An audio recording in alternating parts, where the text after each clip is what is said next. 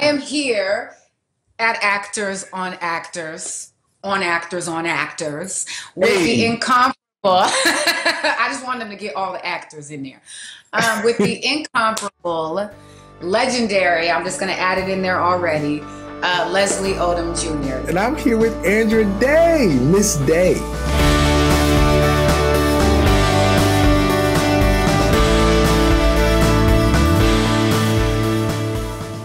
I wanted to move from Smash into Hamilton. So, like, unless you don't, you got to smile, unless you don't want me to bring it up.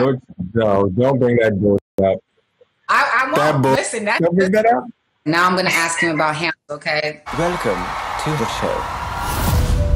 How did you come to get the role in Hamilton, and how did it change your life? You know, not just like your visibility, but just you, if it affected you, you know what I mean, as a person in the way you move in the world now, you know? It's a role of a lifetime, and I think it did that Right. for a room full of people. And I got the role. Um, you know, I got an email from Lin-Manuel Miranda asking if I wanted to do a reading of something called the Hamilton mixtape, and Mm, I very much wanted to do that. And then it's just holding on for dear life, because I could have been replaced at any time, or I could have gotten mm. another job or anything. So I just like wanted to hold once it was mine. I just wanted to hold on to it until we could make it to Broadway. Was that always like a dream of yours or a goal, like to go to Broadway? Or My favorite quote about art and artists is that an artist spends their entire life trying to get back to the place where their heart was first opened up. And mm-hmm. the piece of art that opened up my heart was a show called Rent, which was the Hamilton of its day. I just always thought, wouldn't it be amazing to be a part of a piece of art like that? Wow. Something that is culturally relevant, artistically fulfilling, and commercially successful. And Mm, Hamilton delivered on that again and again and again. So the fact that it's, during this year that it made it to Disney Plus, and the viewing of it was so democratized. There's only 1,300 or so seats at the Richard Rogers Theater, so it was very it was a rarefied commodity. them ticket prices on Broadway, honey. Okay, down Yeah, payment they type. can enjoy it for the low now.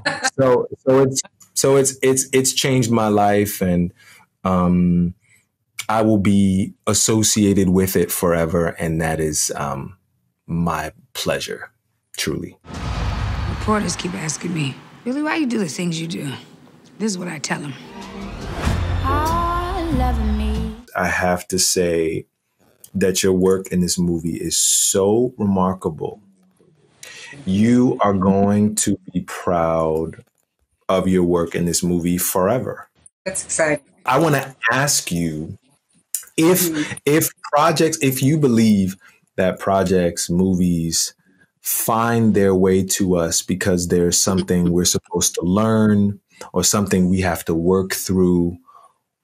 What did you have to work through, or what did this project give you that you needed? I never wanted to say it just to say it.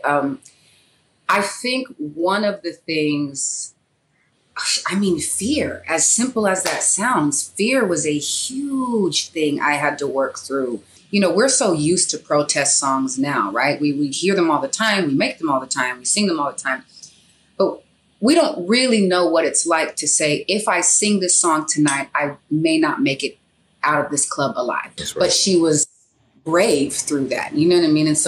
And there was a lot of fear I had to work through just upon accepting the role and embarking on this insane journey. Actually, it was a really specific scripture for me. It was like a faith walk, and it was a very specific scripture about walking on water. It was being caused, not just asking to get by, but being caused to do an act of great faith. And that's really what it felt like to me, because I'm a nervous person, and I can self-sabotage. You know, I'll find reasons why, and that's what I tried to do with this movie. I tried to find reasons why I'm like, oh, the timeline doesn't work out.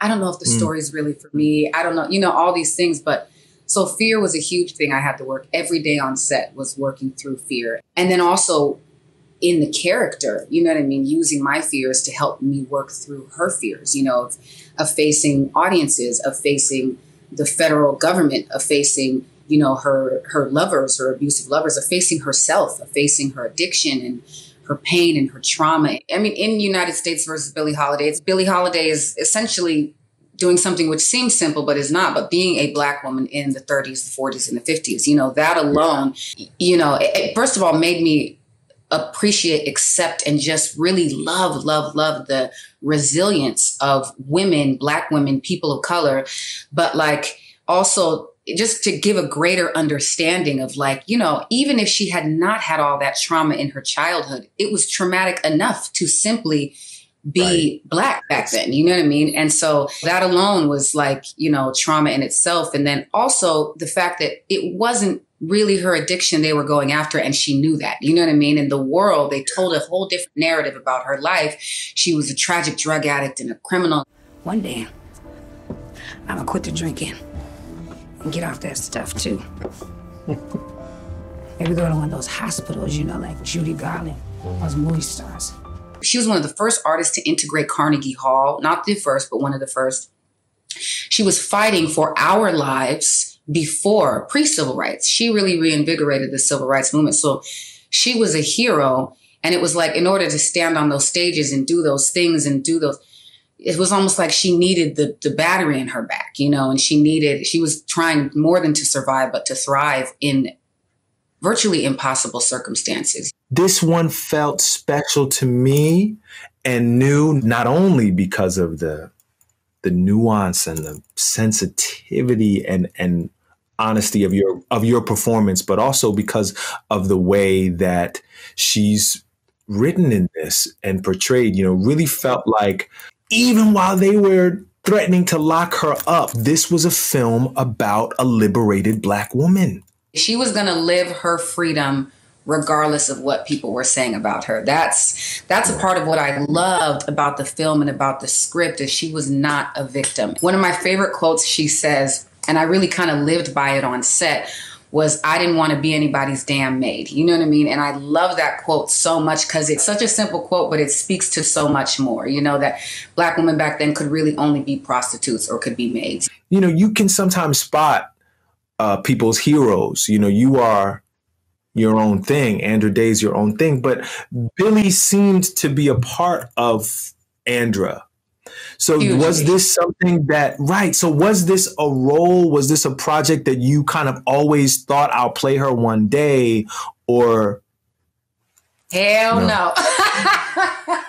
I was like, I love her. She is my foremost inspiration. She is my biggest inspiration musically, everything, and just her character, everything. But I never, ever thought I would play her. I never thought I was correct to play her. As a fan of Billie's, I didn't want to tell an untrue narrative about her life, because while I love Lady Sings the Blues and it was what we needed as in the Black community at that time, it's not an accurate life. They retold that narrative with our heroes, with your heroes, with Sam Cooke, with Muhammad Ali, Malcolm X, Jim Brown, and One Night in Miami. Our narratives still need to be told because they're relevant, but also because the truth about them is so infrequently told. So our narratives are constantly altered and changed to either lessen the scope of what we've been through, or to either lessen the scope of our contribution to society. We hadn't told the truth about Billie Holiday yet. You know what I mean? And so I feel like there's still so much to be told to me about Sam Cooke's life. When I saw you were playing, so I literally hollered at my mom when I was like,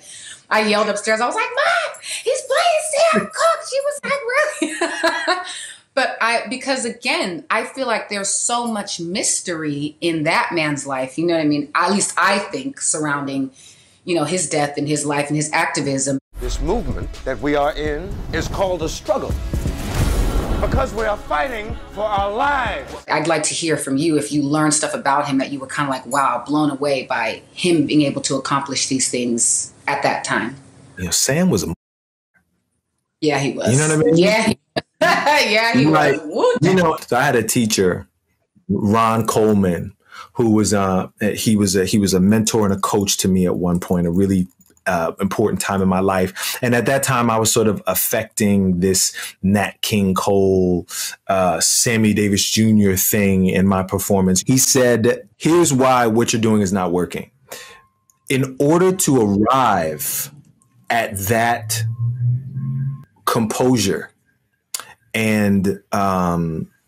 calm, what they had to fight through to arrive at that, they were radical. Everything was set up against them to make sure that they wouldn't arrive in a moment with that kind of confidence and that kind of poise. So he said to me, when I look at you, no offense, but it's clear to me that you've been loved all your little old life.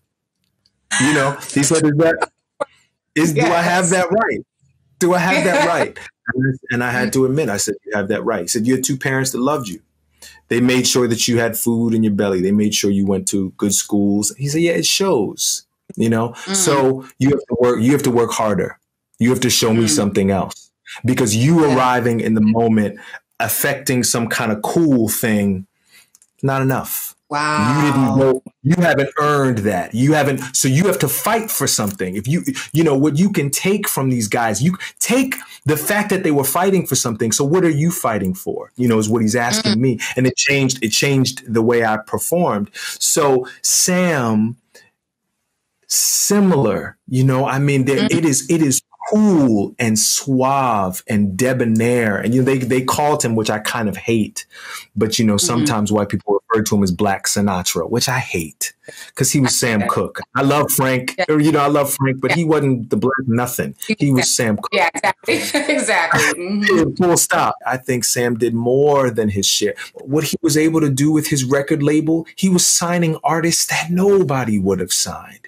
He went back and he got not only his brother, but the gospel singers he'd come up with in Chicago, and he signed them to deals and was recording. He's like, what you want to do? You want to do gospel or you want to do pop? Whatever. I'm here. You know, let's make this money together. Let's make this bread. Let's make this good music. Yeah, I think the similarity between Billy and between Sam Cooke is that they were fighting in their own way. You know what I mean? Could they have done better in certain things or done more of some other thing or less of some other thing? Probably, but they were fighting the way that they knew how, according to their DNA and who they were. And I think with Billy, it's like remembering that this wasn't in the 50s or the 60s. You know what I mean? This is the 30s and the 40s. And that's why I always emphasize, I'm like, guys, this was pre the reinvigorated civil rights. You know what I mean? There was no support system. I think we should integrate the audience for this show. Let's change it up a little bit. You know, blacks and whites sitting together. The NAACP had cards, basically write-ups of her bad behavior. You know what I mean? And her but she's integrating audiences. She's talking about lynching in America. Like, we are more aware of it because of her willingness to sacrifice her life. Can you tell me a little bit about your preparation? Can you talk to me about your prep? I started auditioning for it in 2017, actually, and then I got the role at the very top of 2018. Obviously, I'm a huge fan of her music, so I basically heard like her entire catalog, you know, at that point. I had already read Lady Sings the Blues. I read a wonderful book with Billy, which was just interviews about people who were a part of her life, just random people who she somehow connected with, you know. So, you know, reading everything I could get my hands on, listening to every interview. And I exhausted the internet of Billie Holiday photos. Apparently the internet will tell you that you've reached the end. And I was like, what the hell does this mean I reached the end? The internet was like, we don't have no more photos. Okay, no more. You can't like refresh no more. Keep going. I would just look at photos and just try to emulate her face and everything about her movements and her everything. I even got images from an auction house. I found a letter actually that she at an auction house, and they had a picture of it. And so I couldn't buy it because someone had already bought it. But I like zoomed in as close as I could and took a screenshot so I could read. And she wrote her one of the only letters from prison that is available.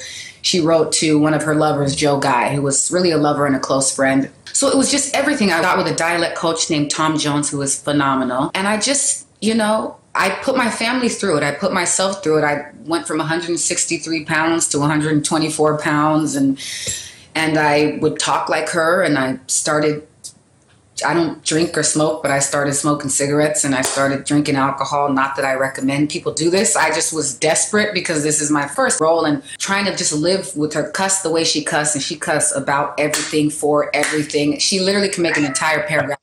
You know what I'm saying? I want to sing the damn song. It's for your own good, okay? I sing it the fuck I want. I just allowed her in. One of my prayers was I just asked God to give me all of the pain and trauma. I asked him to give me her pain and give me her trauma. I'm a Christian person, and I would have people ask me, well, why would you do a role like Billie Holiday as a Christian? And I remember the first time someone asked me that, I was like, I'm confused. Like, I was like, what do you even... And I remember my response to them was like, I don't know, ask him about it, right? That's what I did. So you go ahead and you bring it up, talk to him about it. Because I really feel like, for me, some people may say the universe, but for me, God, I feel like he wants these stories told. Did you start dreaming about her, or did she visit you ever in dreams? I did, definitely. And we've had conversations, and and I feel like people are like, oh, you're crazy. I remember having a dream about her. And we were actually in a club, what looked like Cafe Society, but like I knew it was Cafe Society, but it didn't actually look like Cafe Society in my dream. But it was actually me. It was me as her. That was one of the weirdest ones. It was comforting in a way that was problematic for me when we wrapped. You know what I mean? It was something I was not really willing to let go. And honestly, this year after, I felt myself sort of like spiraling a little bit, you know what I mean? And sort of just trying to gain my bearings. And it's actually what made me want to retire from acting. After the first role, I was like, I don't feel like a whole person. But once I came through it, or am coming through it, I feel transformed in a way that I think I needed. All together, yeah. Everybody. What did you love most about playing Sam? And was it easy for you to kind of leave the character? Were you ready to leave the character? Was it painful? Like, and if it's been painful for you in the past, how do you navigate that? I have gotten used to the rhythm of this, the rhythm of of this side of the business. It's beginnings and endings. Yeah. I love a beginning and I love an ending. I'm really usually ready to let the character and the project go. With film, which is, like the scary thing and just takes getting used to, you really do leave every day in the rear view. With theater, I always had another day to get the scene right. With film, you and I both know it's like that. So that was the day, like that big scene that I've been that I've been sort of preparing for and thinking about and scared about. We just shot it. Did we get it? Like what does it look like? Like, is it in there? That feeling's so right, crazy. We got it. And I'm like, no, I can do it better. Like, no, you can't. I'm like, wait a minute.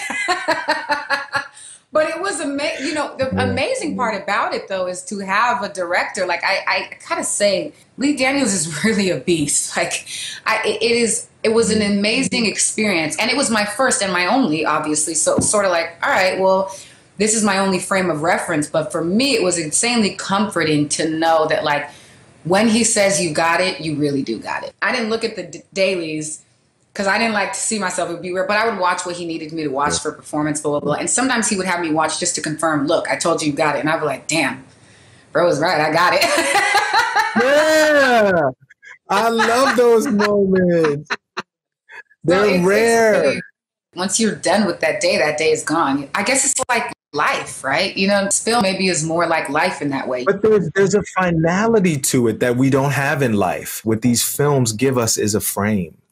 They give us they give us a narrative, they give us structure. You got it, you got it. Sounds so good, yeah. Oh yeah, that's the sound of the man working on the chain. The gang. You were reluctant to play Sam Cooke. Is that correct? Yeah. Really? Okay. Why is that? I just thought for sure there's someone better. So I'm shocked to hear that you would feel that way. I want to be honest about it because the truth is Regina King saw something in me before I saw it in myself. The brilliant, casting legend, Kim Harden, and Regina had been reaching out through my agents. And my agents were reaching out to me, obviously. And I was just like, nah. And also, it just didn't seem wise. It just didn't seem wise. Like, I'm good. I'm good on that. Like, I love Sam, but like, that's too risky. Like, to be a bad Sam Cooke, like, I'm good, y'all. Like, when you first start out, people are so quick. They want to put a label on you as fast as possible. You're kind of like a Wesley Snipes meets a Don Cheadle. Great. Okay. That's who you are. So I'm going to call you that. So because of the success of Hamilton, I had finally felt like people are finally willing to take me in as myself. Like I finally just get to be Leslie Odom Jr. That doesn't mean I'm not going to audition still. It doesn't mean that, I'm still going to have to fight for my opportunities, but I'm fighting as myself for the first time. Wow. So now what I'm going to do is like, as soon as I get this, a little bit of daylight, a little bit of distance between me and the legends, now I'm going to run and put the very, very large shoes on of one of the greatest vocalists of all time. I'm good. Thank you, though. So it was just that. It just didn't seem wise. But my agents, they've never done this before. My agent and my manager called me on the phone. They very rarely do that. It's usually like if I got a big job or something like that, they'll all call me as a team. And they were like, we've never done this before. But we think you need to look at One Night in Miami again. We know you said pass, but look at it again. Then Regina calls me on the phone, maybe 2 or 3 days later. I had to fly to New York for a gig, and I'm talking to Regina in the hotel room, and there was something that she wanted. She was like, Regina's an artist, and so she's a poet. She's the heart of a poet. So she don't always come at it right down the middle. She was talking about, and I was kind of like, what does Regina King want from me right now? Because up until that moment, they had been kind of pursuing me, and it was a big opportunity for her. And she needed to hear me say, like, I really want to do this and I'm going to deliver for you, which I was happy to say. I'm like, I'm scared, but absolutely I'll do it. I go through the whole audition process, everything, blah, blah, blah. 2 weeks later, I start to see these things show up on my calendar about recording session this, recording studio that. I was like, what? I called my team. What is this? What is the recording sessions? Recording for what? And they were like, you have to record the Sam Cooke stuff. I was like, I'm singing the Sam Cooke stuff in the movie? Yo. Andra, I had no idea. I thought that for sure we're gonna lip sync. I'm not gonna sing Sam Cooke stuff. Are y'all crazy? You're like, oh, y'all really want me to be extra nervous about this, huh? Y'all really want to do it was. No, y'all know my hesitation. You gonna pull this? Oh, okay. Right. So were you hesitant at all for the singing, or like did you know right away that you would be singing, or how did you feel about that? That was an early decision that we made right away to do the singing. As there are times I in my bathroom would try to sound just like Sam Cooke or Marvin Gaye or Stevie Wonder. I've tried to do them all, right? But but to do it. You do some of these songs top to bottom, and the way that you obviously had to study her and really crawl inside those recordings is a different thing, clearly. I was nervous. I was, of course, nervous. I was, of course, scared. So it was like a combination of like, how am I supposed to really do her voice justice? And then the combination of like, I'm not going to do her voice justice. I'm not an actress. I'm terrible. Like, they're going to fire me as soon as I finish this song. With Billy's speaking voice as well as her singing voice, I look at it, I tell somebody, I look at it as a scroll. And on that scroll is not just, all of our voices are a scroll for time and our experiences, but hers is so tuned in a way that it's like, you can't really give her without giving her voice, because the scroll of her voice, on it is written every rape. On it is written every moment of defiance. Every time someone told her, how dare you be a black woman wearing furs. Every inhalation of smoke. Every time she was doing heroin. Every time she was doing speedballs and cocaine. Every hit from every husband. Every abandonment. The death of her father. You know what I mean? The government coming after her. Every time they shot into her car after she would sing Strange Fruit. Every time her heart would break when she'd hear about another lynching. all of it was written onto her voice. And that's literally how I felt. Why don't you ever sing Strange Fruit? Strange fruit. I gotta be pretty high to sing that one. Never heard you sing it.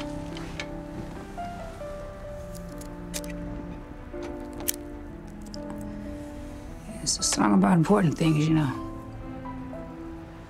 Things that are going on in the country. I don't think people know I care about those things. Most of my other songs are just about love. I said, this piece is like Pandora's box. We have to get this, her speaking voice and her singing voice. And so if I felt that way about the speaking voice, it then felt weird to me to now go, oh, now here's Billie Holiday's real voice in it. There felt like there would be a disconnect. My favorite album of hers is Lady in Satin. And though people would be like, oh, her voice was so torn up and all this stuff, to say no. Like, oh my God, victory is in that voice. I'm dying, but you will not stop this legacy. And I love, there's a line in the movie I'm not supposed to say. Oh, it's in the trailer actually, so they'll see. But it says, you think you're going to basically stop the song. And she says, your grandchildren will be singing Strange Fruit. You think I would stop singing that song? Your grandkids will be singing Strange Fruit. And she's right, because before I even got cast in this role, I was singing Strange Fruit for Equal Justice Initiative. It was inducted into the Hall of Fame. Like, there's victory and there is pain in her voice. Power.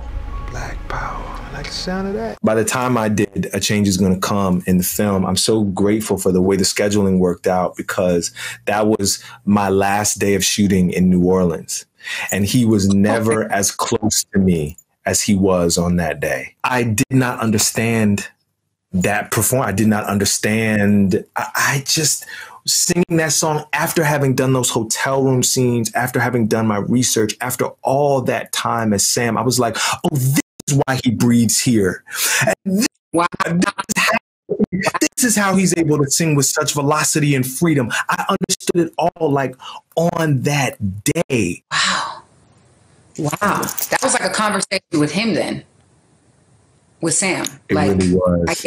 I understand. It really was. Sam actually sang that on the Tonight Show that night. He sang Basin Street Blues and A Change Is Gonna Come. It's the only time he sang it on film. And Andra, the film has been destroyed. It doesn't exist anywhere. You can find Basin Street. It is well documented that he sang A Change Is Gonna Come on there. And nobody can find the footage. Nobody. I was bawling by the end of your performance of that song. And you know, this reminds me of a scripture that I love so much that says, what is done in darkness will be brought out to light. Like, you cannot keep something covered and hidden forever. And I was like, and it was attempted with our stories. It was attempted. The fact that that footage of him singing that specific song is destroyed is not shocking or coincidental at all. It is intentional. You know what I mean? And this is why there's interviews of Billie Holiday talking about Strange Fruit, places where she sang the song other than the one performance that we see. I mean, they tried to get rid of her memory, but she was so famous that they could not get rid of her. Like, how can you not value a group of people when you understand their contribution to society? Hidden Figures did the same thing. You know what it would have done to me to know that 3 Black women were responsible for getting us to space and programming the first computer? We're not supposed to know these things. And so, like, I feel like that there was such a similarity between, it's probably what I loved about the movie, is I felt like watching your movie sort of threw me back to being on set. And and just to our experiences in life and what we have had to overcome and how we've had to present ourselves to achieve and how we've had to almost contort ourselves sometimes to achieve. Black bodies. Liberated Black man to liberated Black woman. You did your thing. I'm so proud to like be making work in this time with you. I appreciate you so much, brother. Be blessed.